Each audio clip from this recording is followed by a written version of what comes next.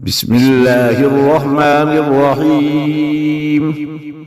وإذ استسقى موسى لقومه فقل اضرب بعصاك الحجر فانفجرت منه 12 عينا قد علم كل أناس مشربهم كلوا واشربوا من رزق الله ولا تعثوا في الأرض مفسدين. وإذ قلتم يا موسى لن نصبر على طعام واحد فادع لنا ربك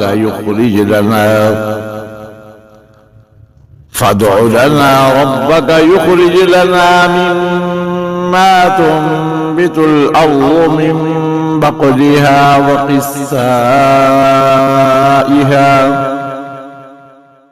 وقثائها وفومها وعدسها وبصلها قال أتستبدلون الذي هو أدنى بالذي هو خير اهبطوا مصرا فإن لكم ما سألتم وضربت عليهم الذلة والمسكنة وباءوا بغضب من الله ذلك بأنهم كانوا يكفرون بآيات الله ويقتلون النبيين بغير الحق ذلك بما عصوا وكانوا يعتدون. إن الذين آمنوا والذين هادوا والنصارى والصابئين من آمن بالله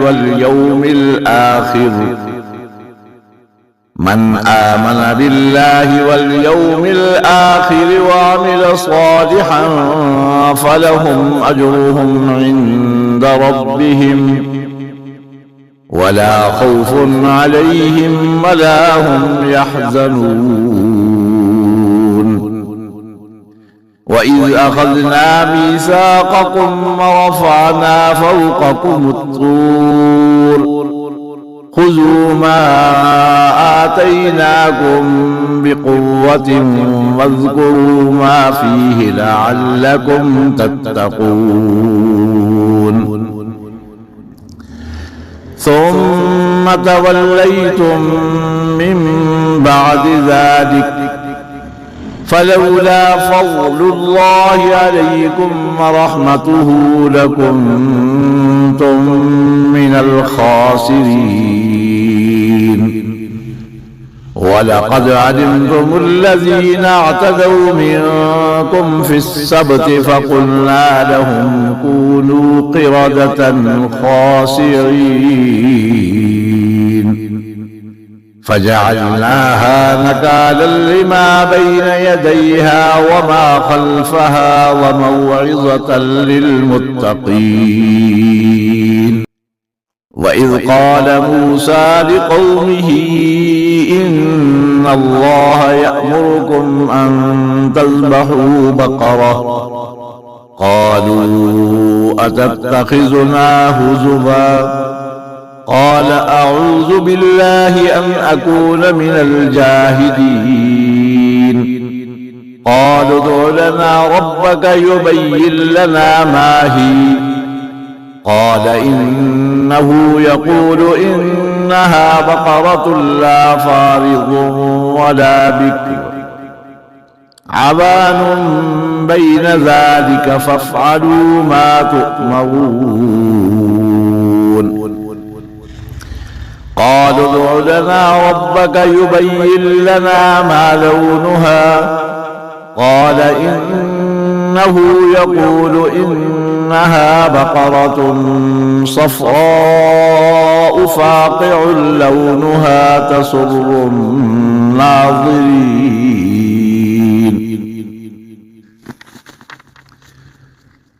قالوا ادع لنا ربك يبين لنا ما هي إن البقرة شابه علينا وإنا